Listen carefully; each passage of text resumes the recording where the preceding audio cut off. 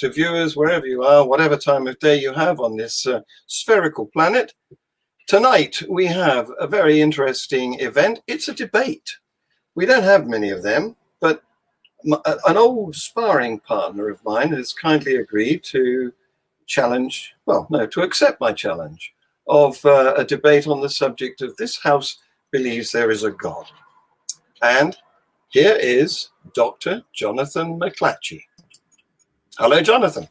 Hello, great to be here. Thanks for having me on. How the devil are you? I'm doing very well, thank you. How about you? Yeah, I'm okay. Hot, but okay. I haven't done the second button, so it must be, that's unusual. Must be warm here. So things have happened, haven't they? I mean, since we last met back in October 2014, when we had a chat with, what's his name? Justin Brierley. Justin, that's it, Justin Brierley on Premier Christian Radio. And subsequently, we wandered through the streets of London, found a sandwich bar, and you bought my lunch, which was a very honorable thing to do, I thought. and so things have happened since then, because at that time, you'd either just finished your master's or just started your PhD. I'm not sure which. Fill us in. Yeah, that's right. I think I just started my PhD. I now have completed that. I finished my PhD in January, studying the evolution of the eukaryotic cell cycle at Newcastle University.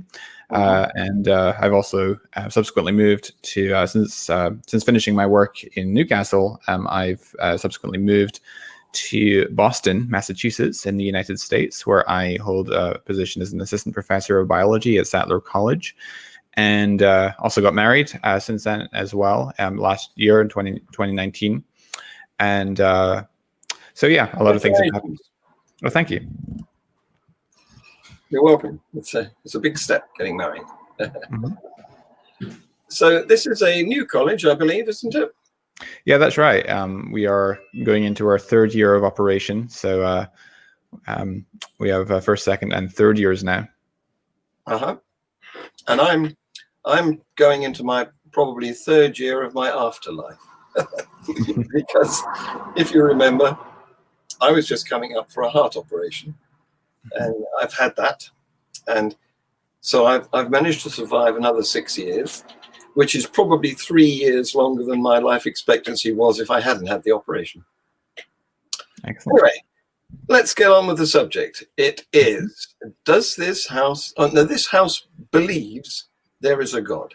Okay, I believe you have a presentation for us. Sure, I'll bring that up right now. Great.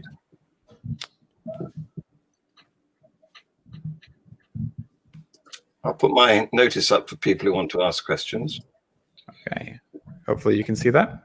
I can, and there it is. Excellent.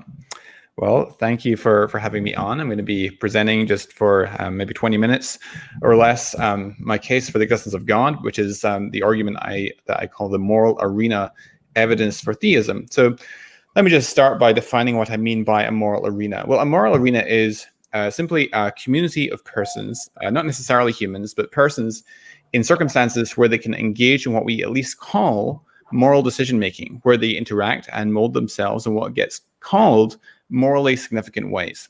On the hypothesis of theism, a moral choice arena is something that God could be plausibly expected to bring about. Why? Well, intrinsic to God's very character is the quality of moral goodness. And because of this, it's not unlikely for an omnipotent and omnibenevolent entity to bring about the greatest goods. And since the greatest goods require a community of embodied moral agents in a moral choice arena, this is something that it might be plausibly expected for God to bring about. Now, one might, of course, ask at this point why God would choose to bring about embodied agents. After all, couldn't he have created spiritual agents that are not embodied? However, it's being embodied that really amplifies our ability as agents to affect the world and each other. A world of physical pushes and pulls greatly increases the number of opportunities for free agents to morally flourish, mold their character, and cooperate with one another. So I'm saying this is evidence for theism. And to define evidence, I'm using the standard likelihood principle. And it says our being in a moral arena is evidence for theism over atheism. So here's the argument that the probability of the moral arena, given the hypothesis of theism, is greater than the probability of the moral arena given the falsehood of that hypothesis, or the assumption of atheism.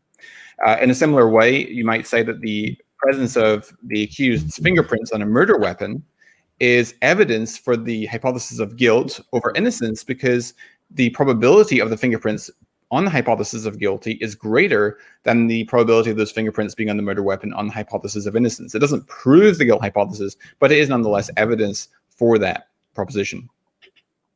So for our calculation then, we first need to ask, how much does the hypothesis of theism in and of itself lead one to expect a moral arena? Well, I think this is, on the hypothesis of theism, it's not astronomically unlikely that God would create such a moral arena, but I just want to be conservative, and I'm going to place the probability as just 1% on the hypothesis of theism, that God would bring into being a moral arena, such as I've just defined.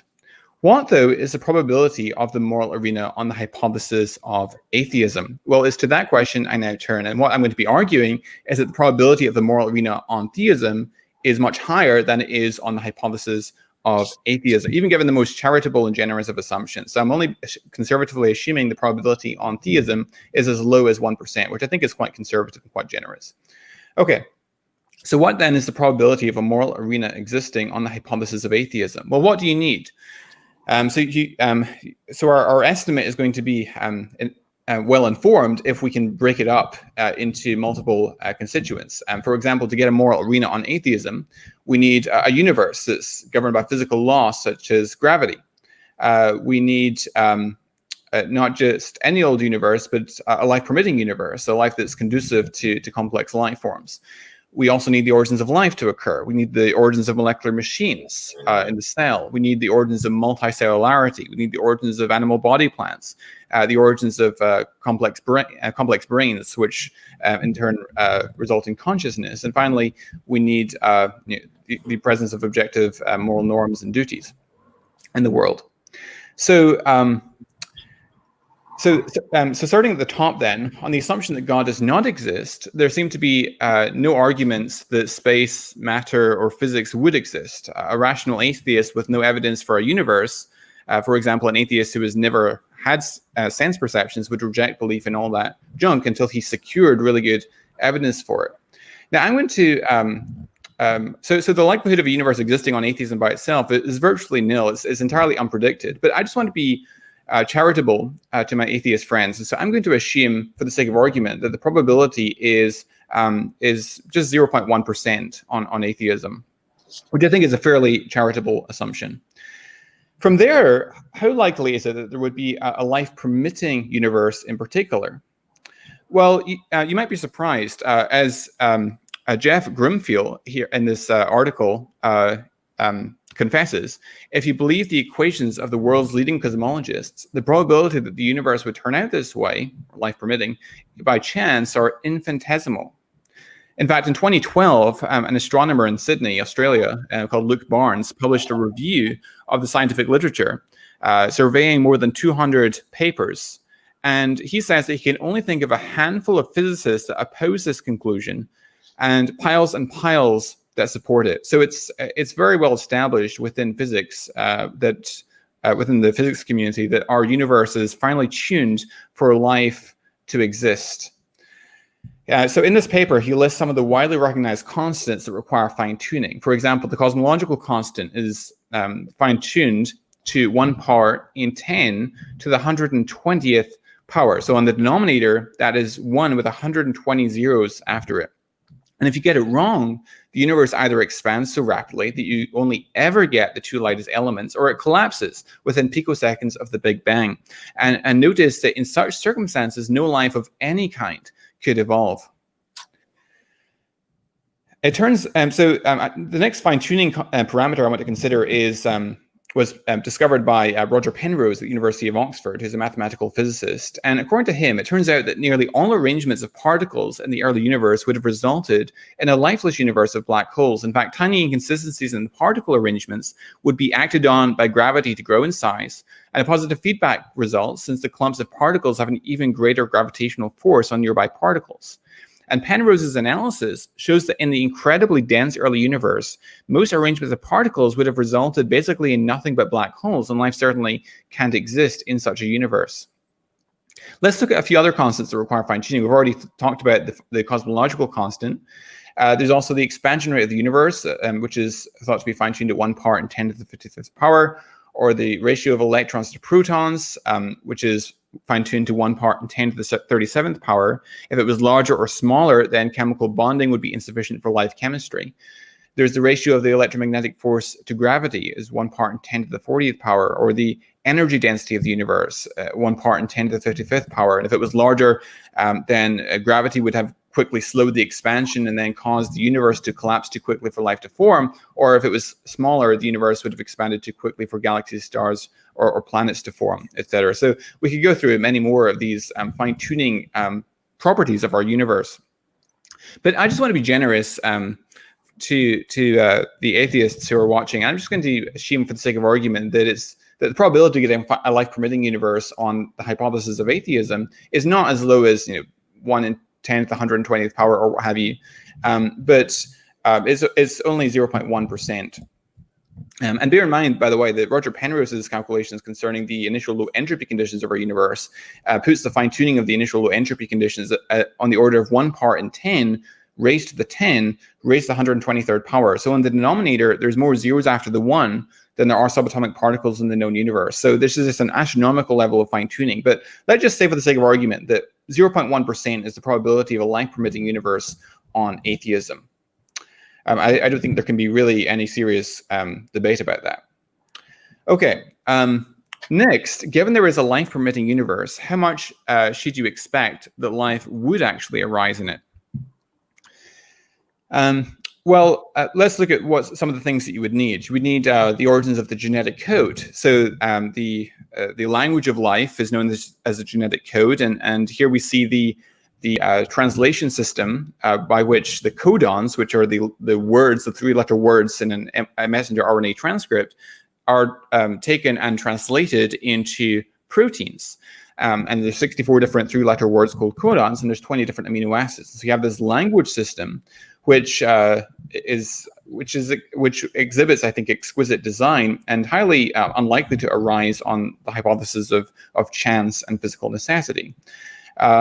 There's also the fact that to get the initial proteins in the origins of life requires an extreme amount of fine-tuning as well. So, for example, as I said, there's 20 different types of amino acids that make up proteins, and that means that for a modestly length protein of 150 amino acids, there are 20 raised to the power of 150 possible combinations, possible ways of arranging those amino acids. And one question that we can ask is, how prevalent are functional proteins in combinatorial space? And if it turns out that it's astronomically small, then it seems implausible that by chance and necessity, you would be able to find the stable and functional protein structures within that vast array of combinatorial possibilities. This question has been taken up by several scientists, one of which perhaps most famously is Dr. Douglas Axe. And here's his paper from 2004, published in the Journal of Molecular Biology, called Estimating the Prevalence of Protein Sequences Adopting Functional Enzyme Folds.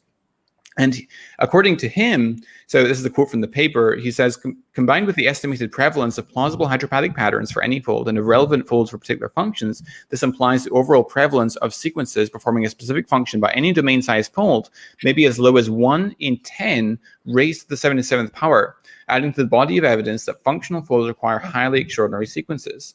And so what's the problem then? Well, this presents what I call the needle in a haystack problem. Locating the functional folds is like finding a tiny, tiny needle in an enormous haystack and having a very limited time to search.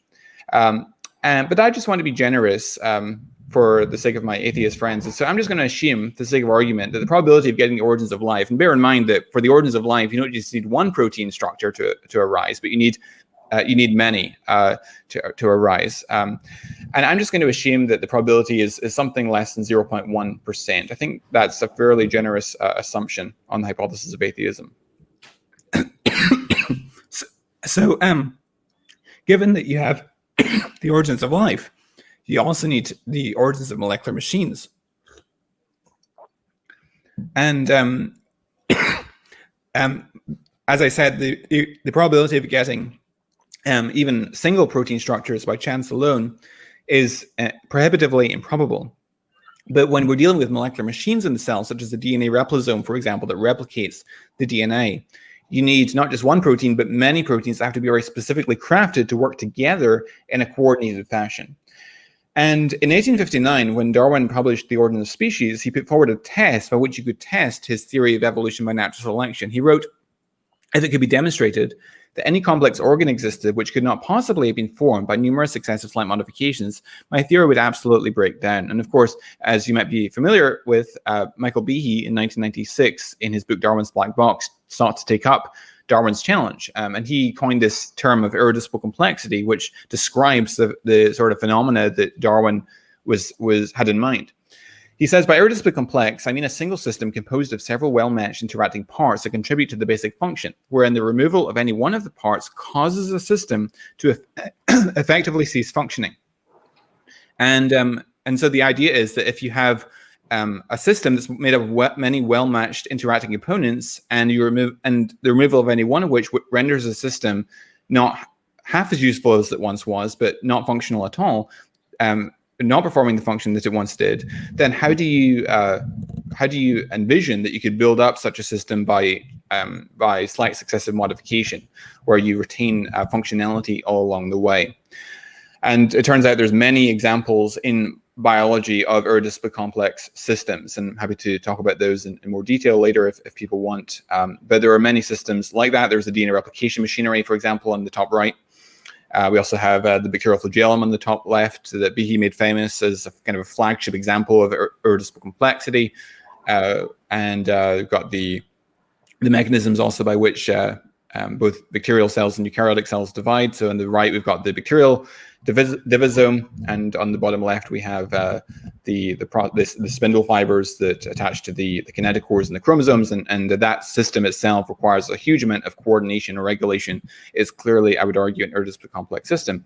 So, but let's just assume, for the sake of argument, that the probability of getting the molecular machines which are that bear the property of irreducible complexity on the hypothesis of atheism is something less than 0.1%. I think that's a fairly charitable assumption once again.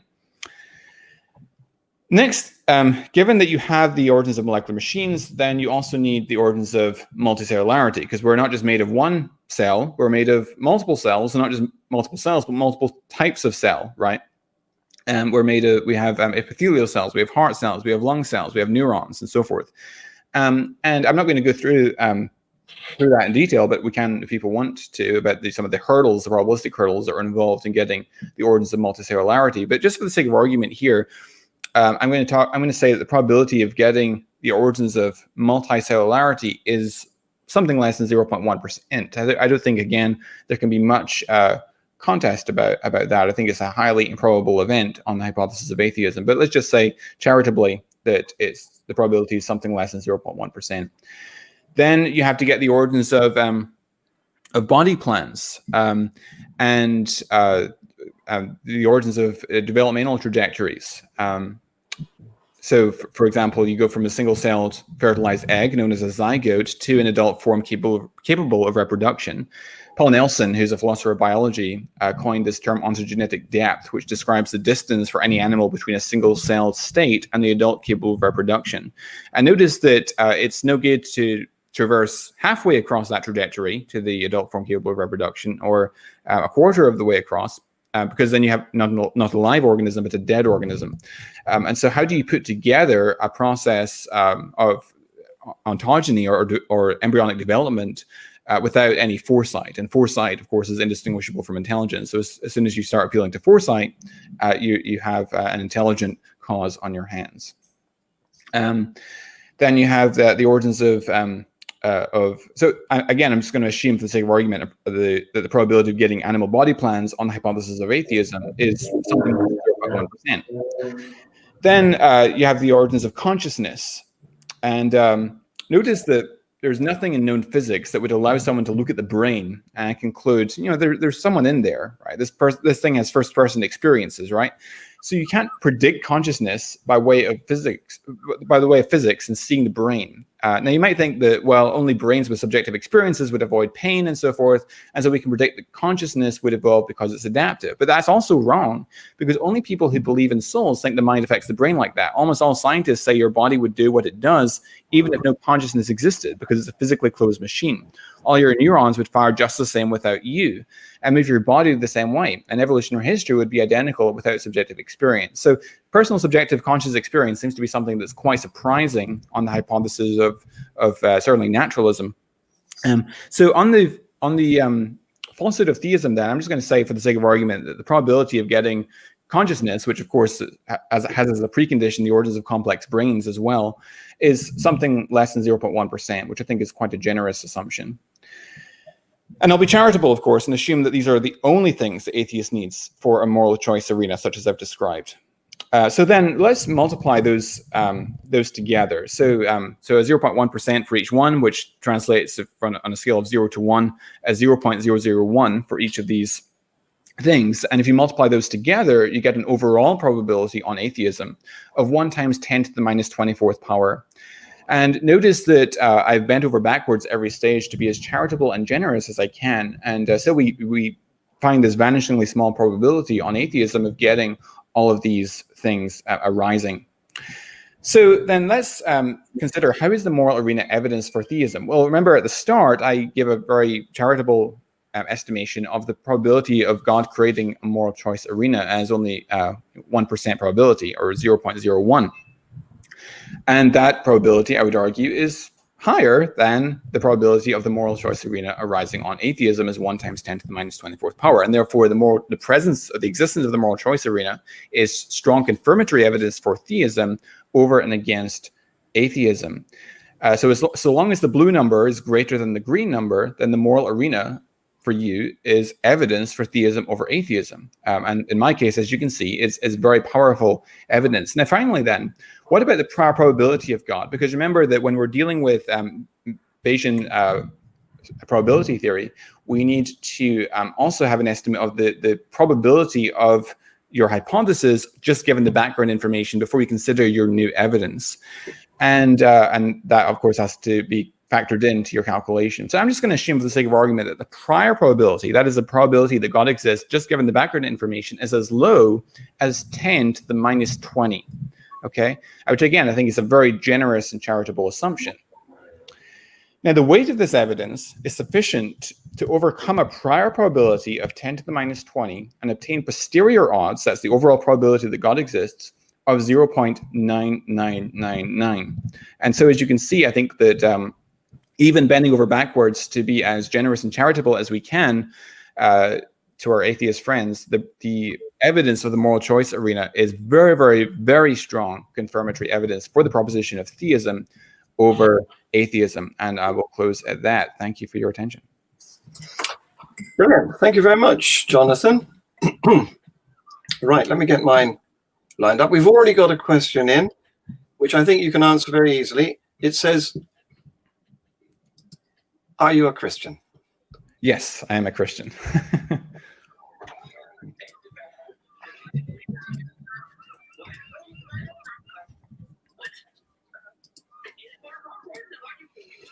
Right. Okay, I can take that question down now. Okay, so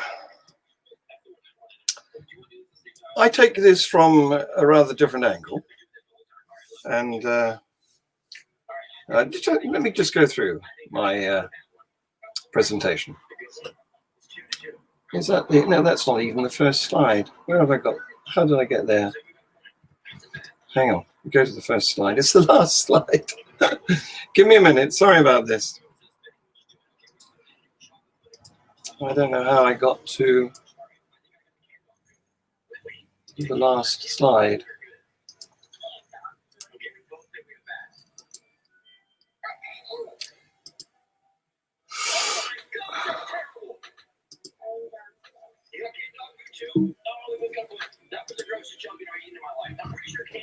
The first slide, that would help, wouldn't it?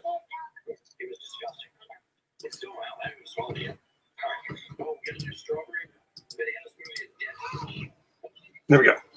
Right, number 1 at the bottom. That's a clue. So here we have the question. This house believes there is a God, and Jonathan has explained why. I don't think you're sharing your screen, John. Sorry. Well, not. Oh, thank you. Oh, so I'm not. I beg your pardon. I will get this right in a minute. Screen share. Application window. Select. Share and then play. How's that? Very good. Good. Right. So I come at this from a different point of view. Jonathan's explained why he thinks that why he believes that there is a God.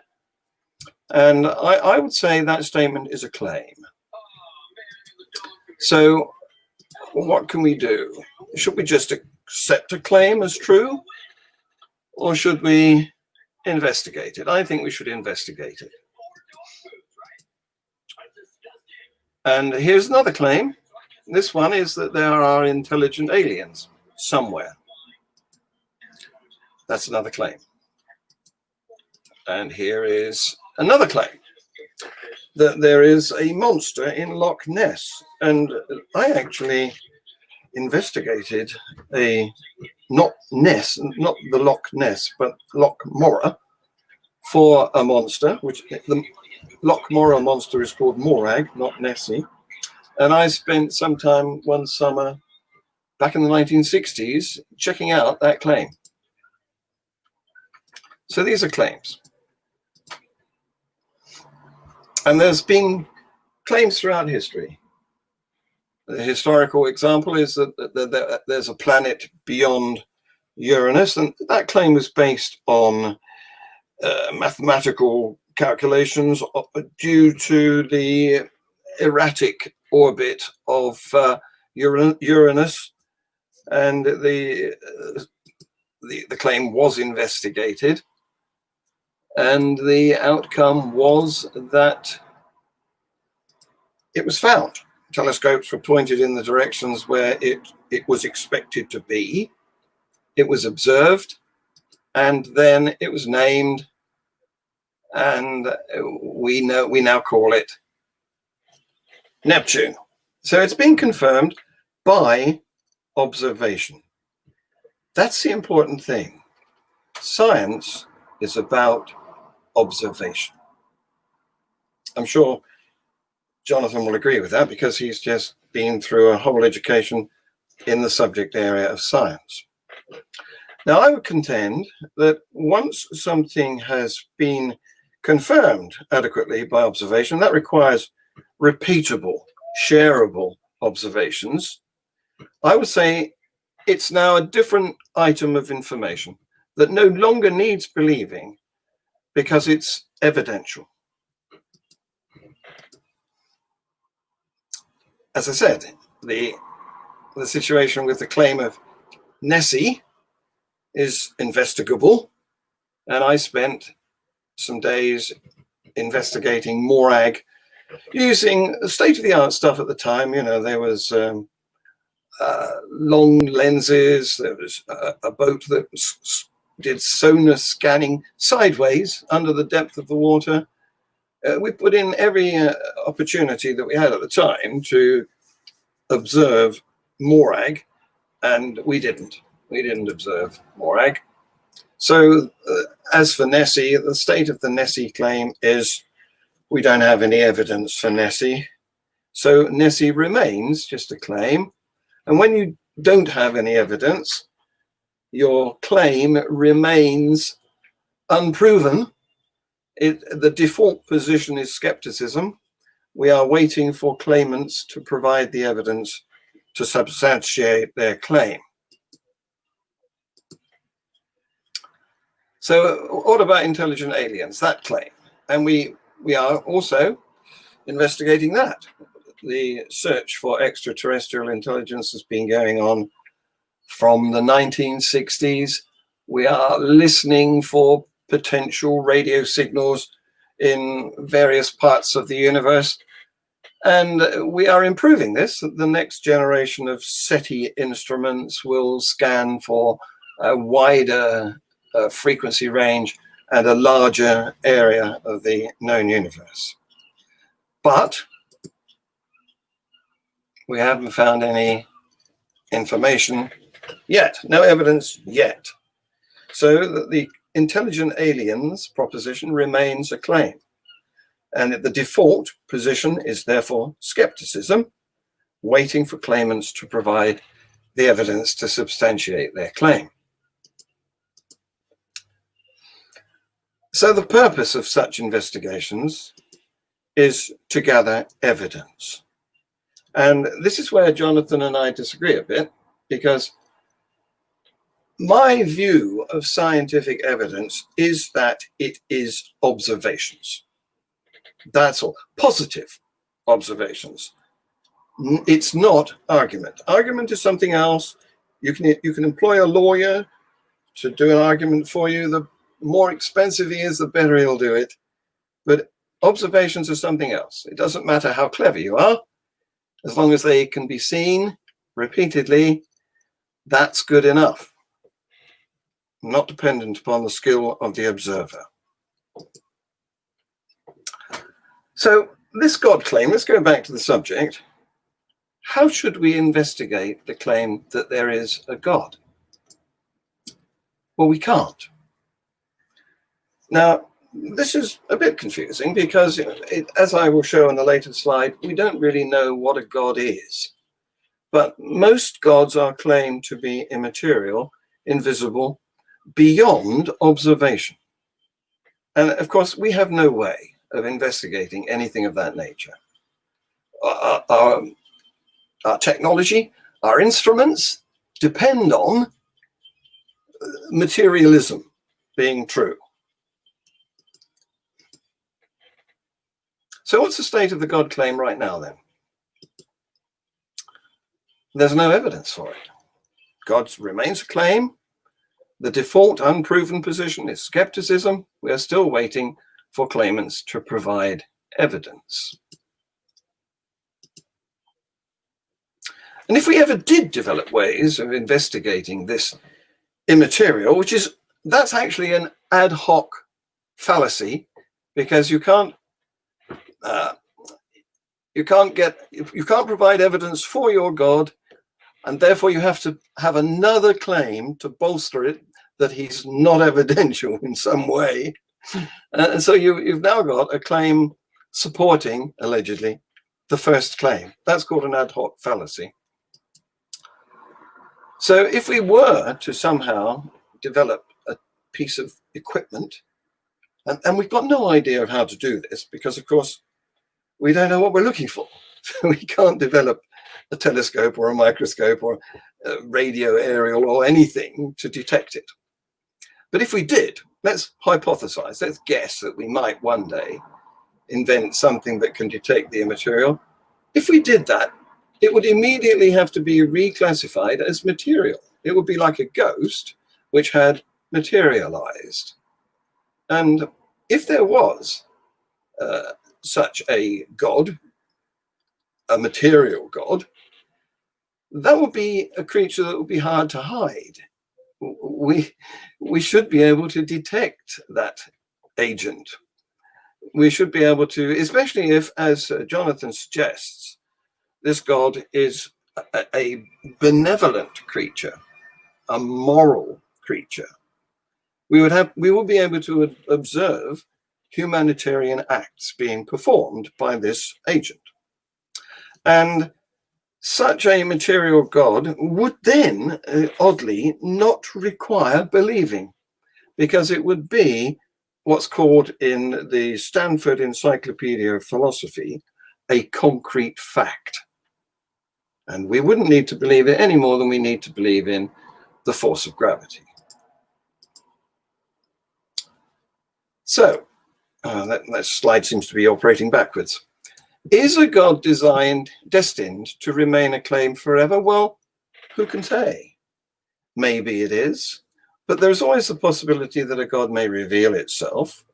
That might be called revelation, but it would have to be a very public revelation for it to be classed as a repeatable observation. Otherwise, we are just listening to some individual's claim again. But believers already claim that they have proof. They base their proofs on maths or logic. Now, maths and logic is great stuff, but proofs are absolute concepts. You can have them in maths and maybe to a lesser extent in logic. And sometimes you might be able to have them in logic, although the strongest form of logic relies mostly on definitions. But looking at nature, which is all we can look at, we do not observe absoluteness. Nothing that we have seen can be described as completely certain and absolute. Everything is relative, especially in a universe which has time, because there was a time when all the things that we might claim are absolute never existed. And if we delve into that, we find that we need somebody to decide how long is long enough for something to count as absolute. Is it a century? Is it a second? Is it a nanosecond? It's a nonsense idea. For absoluteness, we require eternity, and it doesn't exist. So all of our observations show that everything in the universe is relative to the scale, to the location, and to the movement of the observer, and to everything else. It's all moving. So the concept of proof is not consistent with the natural realm. We can think of it. We have a conceptual realm inside our heads where we can think of anything. Real things, false things, imaginary things, Humpty Dumpty. What we need is a way of distinguishing these concepts, including proof, from false things like Humpty Dumpty. And the only way we can do that is by comparison with the natural realm to find out whether observations are consistent with our concept. Meanwhile, I can't disprove God. In fact, Jonathan talked about atheism, but I would contend that he then went on to describe naturalism. His whole presentation was about naturalism rather than atheism, because atheism just means that I am not convinced by your claims. It's not an ideology. There's no beliefs. You can't have a belief system out of not believing in something. It just doesn't make sense. So Jonathan then went on.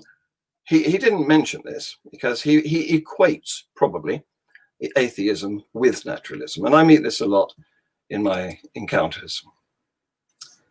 So my position is that I can't disprove a being that allegedly exists in some immaterial, unnatural realm outside of reality, but the burden of the proof is on the claimant. The burden of the evidence, let's say, is on the claimant. Let's take a look at this God, and I've put him in quotes here, hypothesis. Why have I put that in quotes? Because it isn't really a hypothesis, but I'll come on to that in a minute. What do we mean by God? We've talked about what we mean by belief.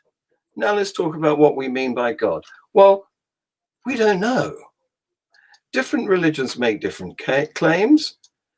Sometimes they believe in one God, like Jonathan does, or sometimes they believe in many, like the Hindus do. Sometimes this God is the creator of the universe and all life. Sometimes it's a destroyer. Sometimes it's omnipotent, if infinite, omnipresent, or omnibenevolent, as Jonathan was saying, with his moral universe or moral arena. And then sometimes it's a wrathful creature. It's a Lord that you have to worship and that might send you to hell. And it's, as Jonathan indicated, in his mind, it's a source of morality and forgiveness. But in other religions, it's a destroyer. So what is a God is the hurdle that we've got to overcome. Now, as I said, the God claim is not a hypothesis, because a scientific hypothesis must be investigable. And as I pointed out, since the gods are claimed to be immaterial, we can't investigate them. So Jonathan gave us some of his proofs, mostly based on Bayesian probability. But there are other so-called proofs for a creator God, like, for example, causality. And this relies on, the domino effect. Everything must have a cause, and therefore, at the beginning of everything, there must have been something that flicked the first domino, and that sort of thing couldn't have been part of the universe, so it must have been outside of it. Well, give me some evidence. So what is the difference between maths and logic? Well, they are provable, because in maths you can invent things, can't you? You can invent lines that have length but no width, and points that have location but no area. And logic's the same. You can invent definitions, and then you can circularly prove that they mean what you stated they meant in deduction at the beginning. Now, science isn't like that. Science relies on evidence. Because there's no proof in nature, we have to rely on evidence. And to us, evidence is observation. There are lots of aspects of maths that are unreal. I mentioned a couple, but of course, infinity is unreal. Nothing is unreal. We've never found any nothing. We can't make any nothing. We've no evidence that there is such a thing as nothing. So I've got to contend that proof is idealistic and unreal, and therefore it is subservient to evidence. And that's why I'm asking Jonathan to provide us with some evidence.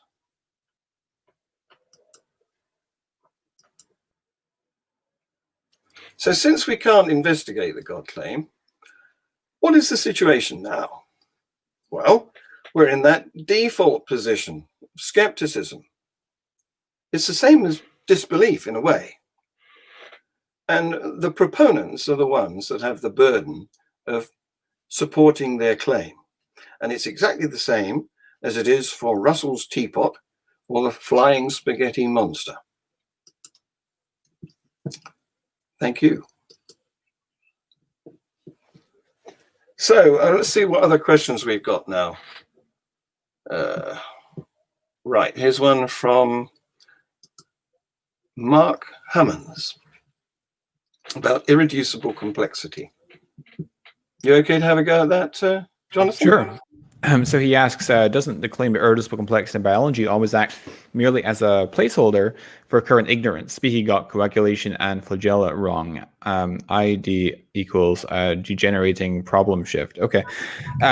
So there's a few points that were made there. The first is that it's a placeholder for current ignorance, and this is sometimes phrased as the God of the gaps kind of argument, which is to say that we can't explain or account for feature X, so we'll just plug in God or intelligent designer to explain that which we are ignorant of, and it kind of serves as a placeholder of that which we don't know.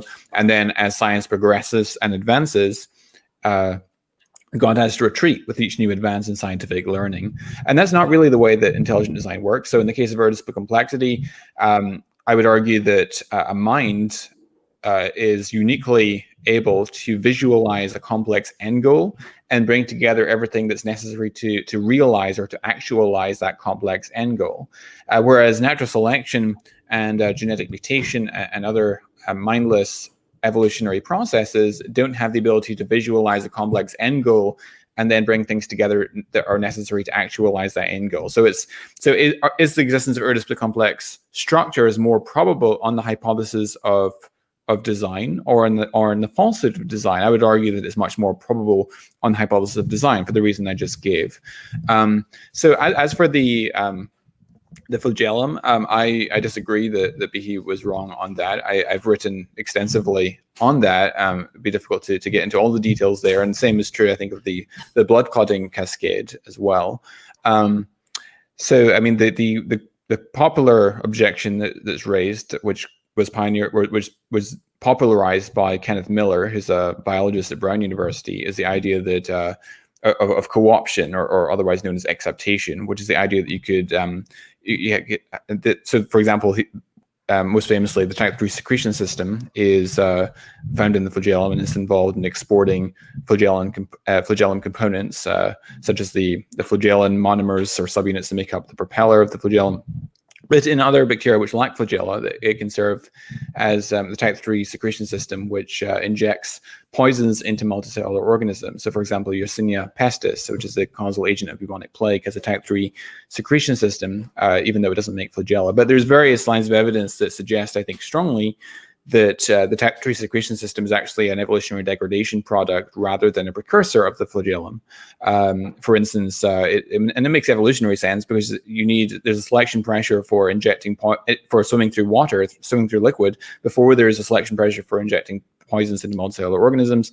Also, organisms which have type 3 secretion systems, such as Yersinia, also have the genes for making flagella, even if no flagella are assembled. And there's various other lines of evidence that support that as well.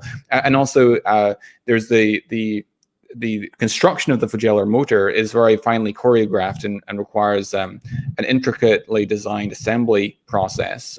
And that itself, I would argue, is irreducibly complex. So the fly decapping protein, for example, in the flagellum, if you were to knock it out, and this has been done experimentally, you'll lose the flagellin subunits into the surrounding medium. So I would argue that the flagellum does have an irreducibly complex core of components.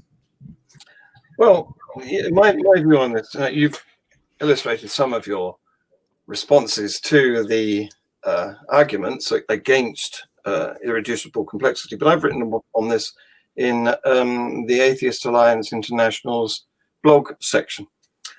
The trouble with irreducible complexity is it's only irreducible until somebody works out how to reduce it.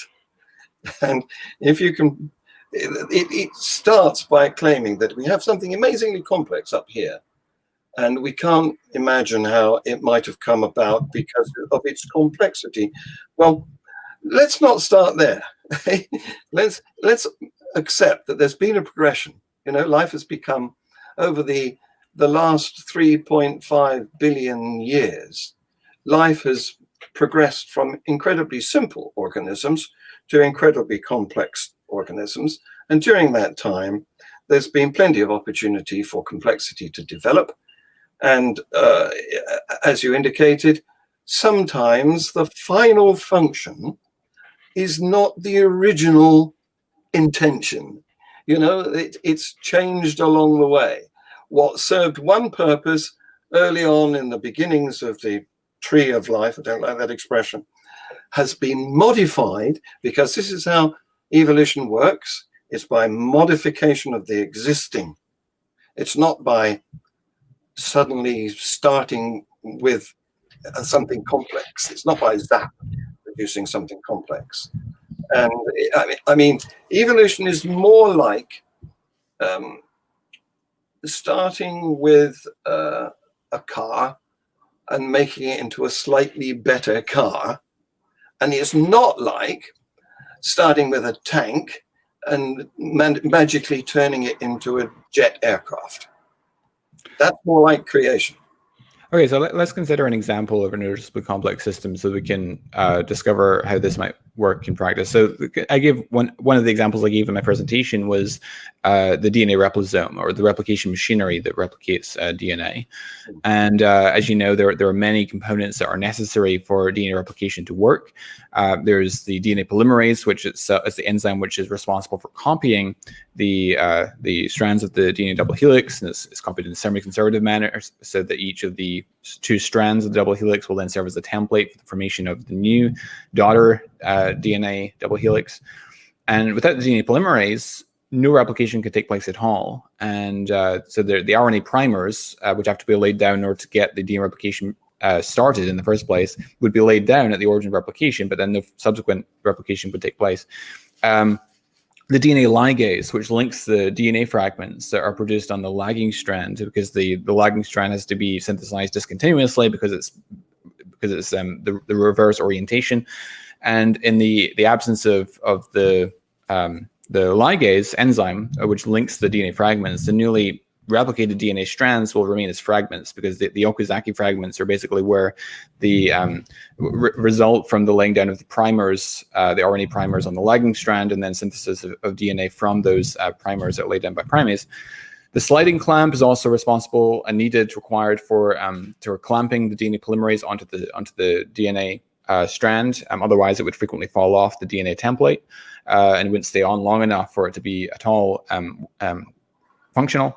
Also the RNA excision enzymes, which are required. If you didn't have those, the RNA fragments would remain covalently attached to the newly replicated DNA fragments, which would be also a disaster.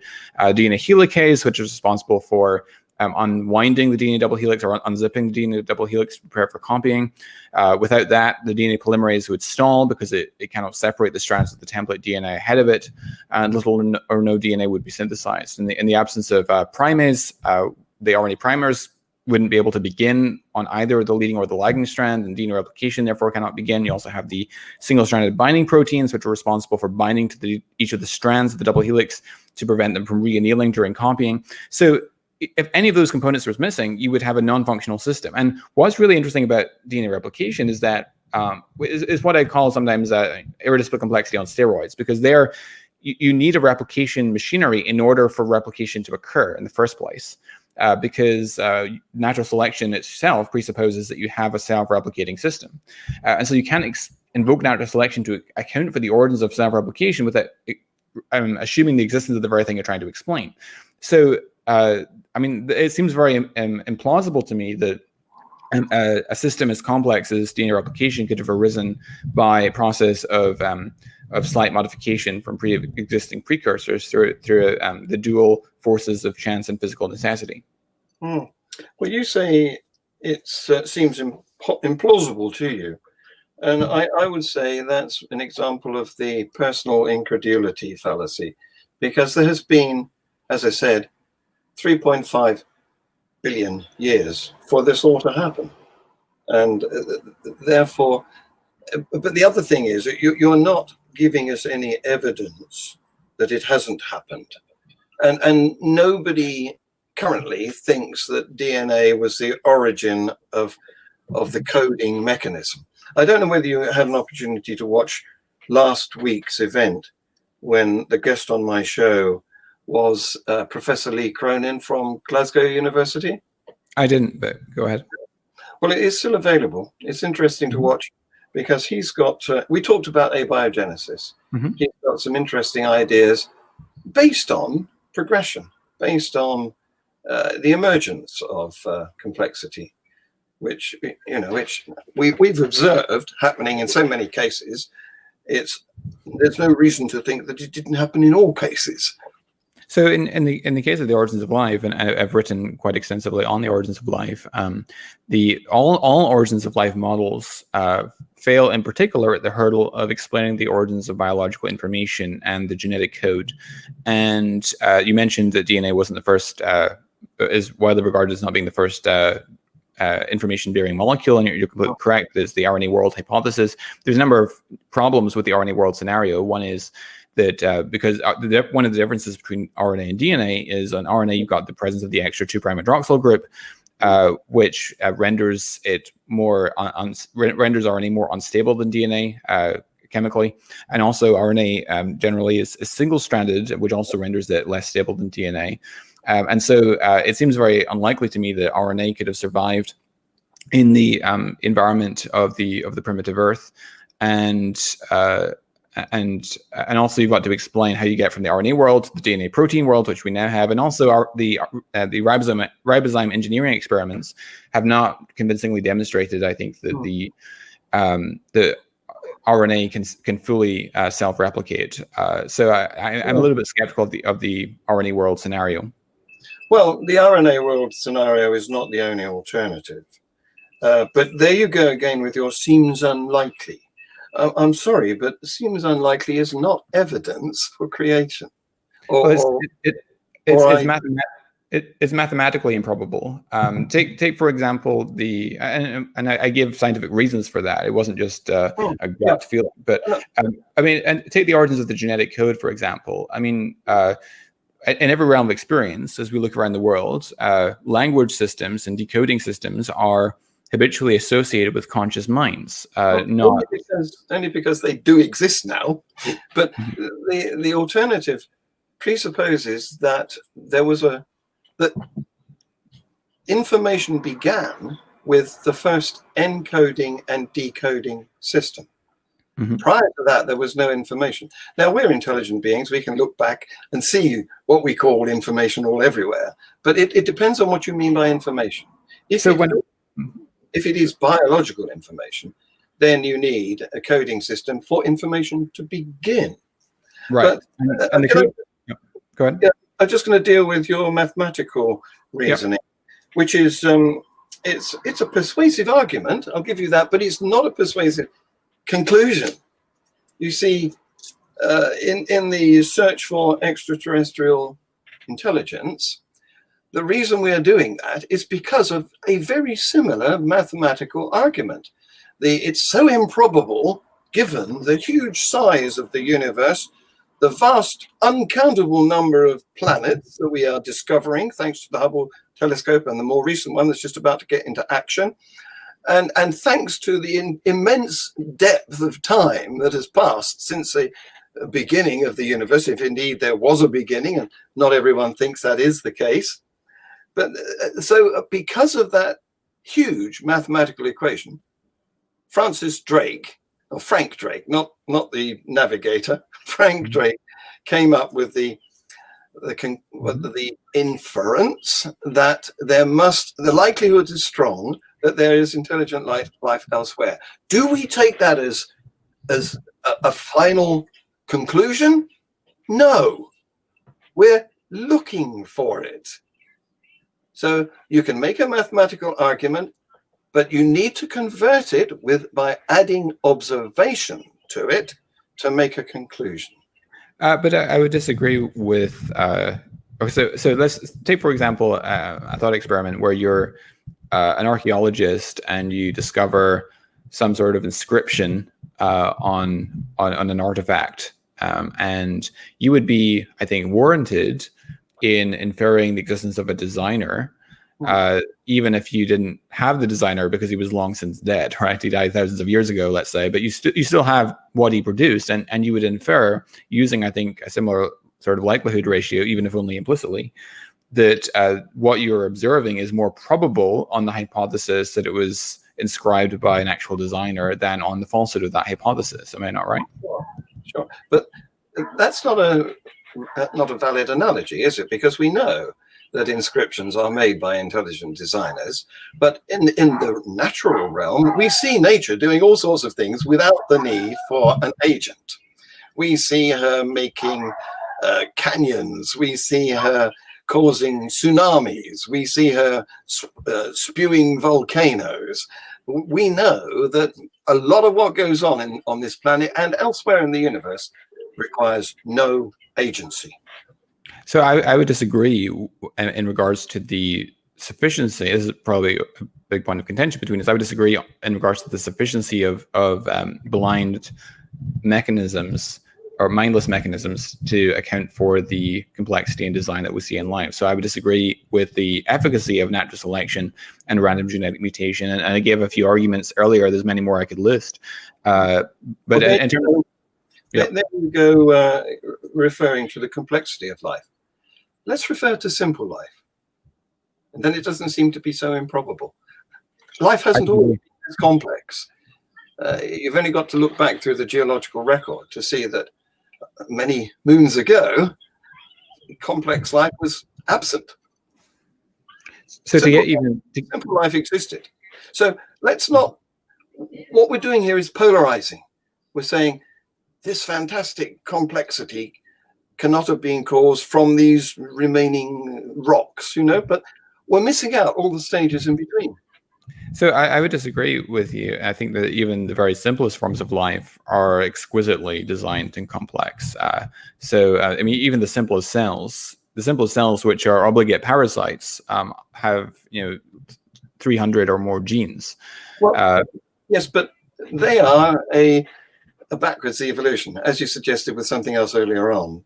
they have devolved. I don't like that word, but they have lost features that their ancestors once had. Mm. Let's take a look at the really beginning forms. I mean, it's like viruses. They've lost features. That they're just nuclei now. They've lost all the features. You could argue that viruses are not alive except when they've hijacked a cell. The rest of the time, they're equivalent to a crystal. But let's take a look at some of the really simple forms of life, most of which, of course, no longer survive, which may not have been cells. I mean, there are a few creatures living on this planet today that have survived from a pre-cellular era. Are you talking about viruses in particular? No, not viruses. No, I'm thinking of slime molds and other creatures which have sponges, for example, which are not proper cells. They're assembly. Take a look at the interview I did last week, and you'll see that Professor Cronin is attempting to make simple encoding and decoding structures, which are not cells, but they are like lipid vesicles. And that is possibly how life began. Not complex at all. But I've got another question here to put up to you.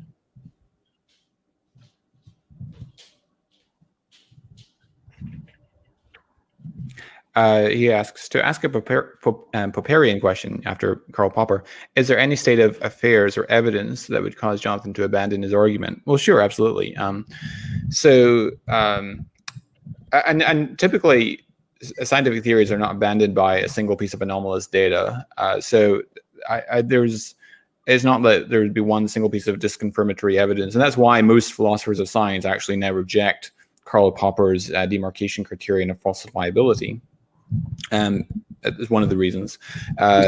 He's still very popular in the science world. Yeah, but in philosophy of science, which is the relevant field, he's. Excuse me, I'm shutting my windows. So yeah, I mean, if it were the case that the universe were eternal, for example, if there were good evidence that the steady-state theory of cosmology was correct, then that would significantly undermine the theistic hypothesis. It wouldn't necessarily refute it, but it would significantly undermine my confidence in it. Or if it were the case that it turned out in the fullness of time that the universe, although it initially appeared to be fine-tuned for life to exist, actually isn't as fine-tuned as we thought it was, that would significantly reduce my confidence in the theistic proposition. Or if it turned out that natural selection and genetic mutation actually could explain quite well the design that we see in biology, that would again undermine significantly my confidence in the theistic hypothesis, and so forth. Okay, well, you mentioned fine-tuning, and it's a bit of a failure, isn't it? I mean, if the intelligent designer designed a universe to support life and fine-tuned all the parameters to make that possible, he didn't do a very good job, did he? I mean, most of the universe is extremely hostile towards all forms of life. We're lucky that we happen to live on the one planet that we're aware of where life does exist at the moment. We may become aware of others shortly, but the position is fine-tuning is just a fact. It's a mysterious fact, maybe, but our ignorance of how it came about is not evidence for any God, let alone the Christian one.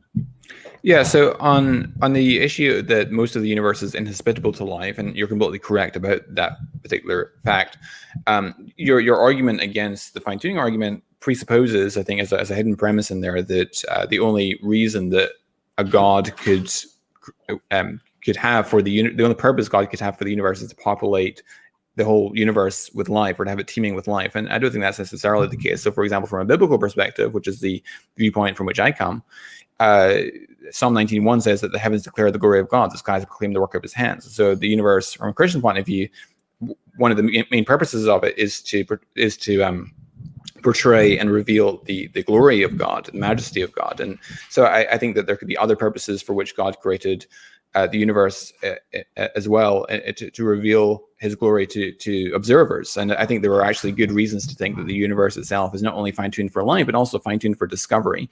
And a number of philosophers of science and also astronomers have made an argument like that. And the other point you made was about, what was the other point you raised?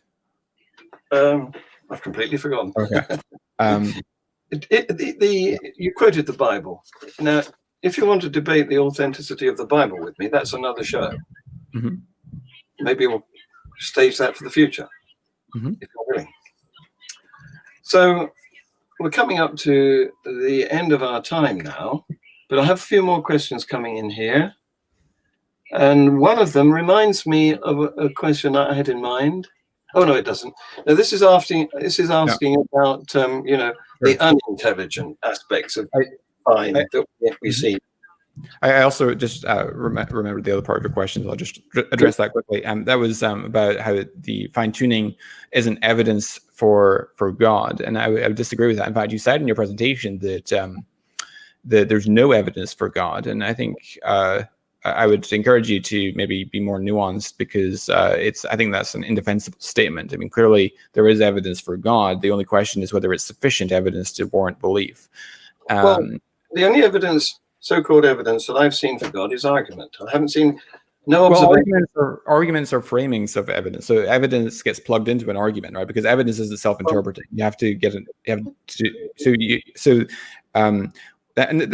Especially when we're dealing with historical events, which happened in some cases millions of years ago. It's not going to be easy, I grant you. But we're going back to the SETI example then, aren't we? Because at the moment, there's a strong argument for extraterrestrial intelligence, but no evidence. Because we're looking for observations, we haven't found any. And that's exactly parallel to any God, yours or whomsoever's. But this also reminds me, I mean, we could get into, the giraffe's recurrent nerve. Yeah, that one.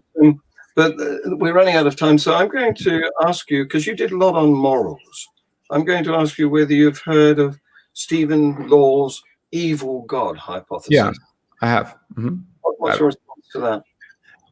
So remind me, it's been a while. I had him on my webinar a while ago, but I don't use the moral argument, so I don't really follow the literature extensively well on that.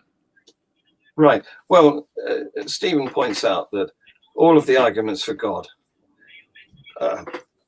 for a omnibenevolent God, right, are consistent with an evil God. Right. Yeah, I remember. Yep. Exactly. Yeah. Everybody dismisses the evil God idea. So why can't we equally dismiss the benevolent God idea?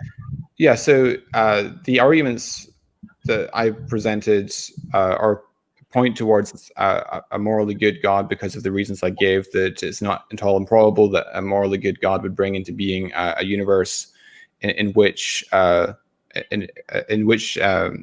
got a moral choice arena, like I described, but whereas it's immensely improbable on atheism. And furthermore, there's independent reason to think that the God who exists is none other than the God of the Bible or Judeo-Christianity.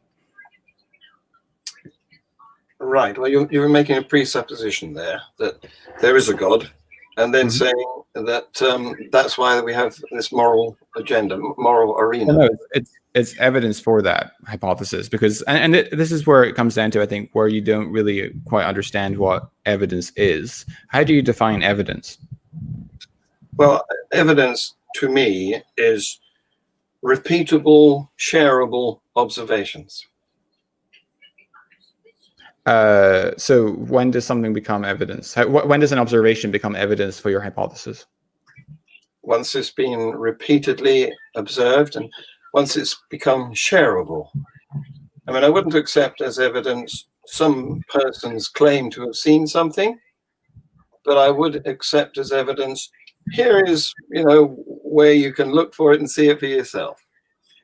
I would define evidence as a Bayesian, as the evidence, the particular fact is evidence for your hypothesis, H, if and only if the probability of that evidence is greater given H than given non-H, right? And Yeah, so I accept that, but you're putting in where evidence is in the Bayesian equation. You're putting in argument. I'm sorry, say that again? In the Bayesian equation, where it requires evidence, you're putting in argument. I put forward the evidence of the fine-tuning, the fact the universe had a beginning, the fine-tuning of the laws of constants, the information content of DNA and RNA, and so forth. Yes, but that's a non sequitur. Just because the criteria exist doesn't mean that there's a link to Jesus. You have to provide a mechanism to connect the existing parameters, the conditions that exist in the universe to your God. But I did. That's what I did in my presentation.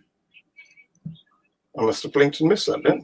So the argument was that it's not at all implausible that God would bring into being a moral choice arena, given the way that I define God, and the fact, and so it's immensely more probable on the hypothesis of theism that such a moral choice arena would exist for the reasons that I gave, even assuming a charitably low probability of a moral choice arena on theism.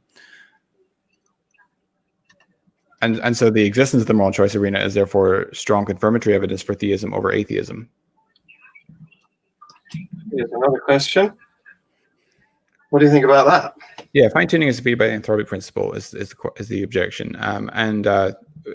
John Leslie, who's a Christian, who's a philosopher, put forward the response to this, which is to imagine that you have you're taken before a firing squad and you're blindfolded, and you hear all the rifles go off and the blindfold is taken off and you're still alive, and you wonder, how come all the trained marksmen missed? And it wouldn't be logical for you to think, well, I shouldn't expect to be dead, because if I was dead, I wouldn't be here pondering why I'm still alive. So it doesn't. So the fact that we couldn't live in any other universe, and therefore it's not surprising that we do exist in a fine-tuned universe, doesn't really resolve the problem of why the universe is in fact fine-tuned for life to exist. It would be. It still doesn't remove the surprise of the fine-tuning of the universe. It doesn't give an explanation to the why. But exactly. Yeah. But why is a question? It's not an answer. You're claiming that it is an answer by shoehorning in your God. No, I'm saying that it's more probable on theism than on the falsehood of theism.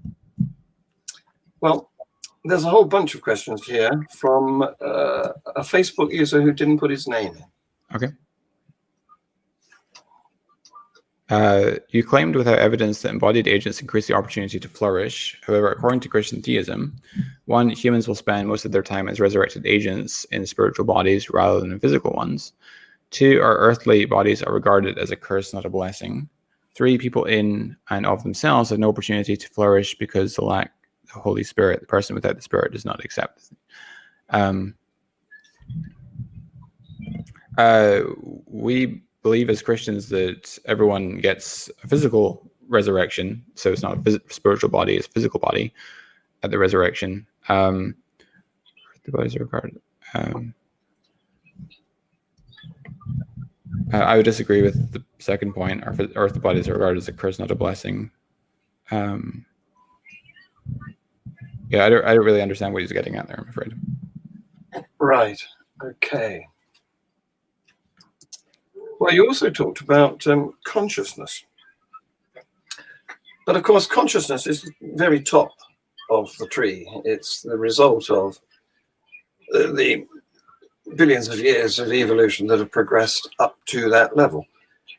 I would like to suggest that consciousness is not a very useful term because it is so exceptional. It is so associated with the most sophisticated of the organisms that we know about. Let's talk in terms of awareness. And there's definitely a progression of that. If you go back and look at the most simple creatures, some of them are barely able to distinguish light from dark. And then you gradually get up the scale to more awareness, and you get to a tree, for example, which, oh, he's gone. What happened there? I was saying you get to a tree which is aware of the seasons as it sheds its leaves in the autumn maybe, and puts its flowers out in the spring. But our connection seems to have broken, folks. But thank you very much in absence, Jonathan.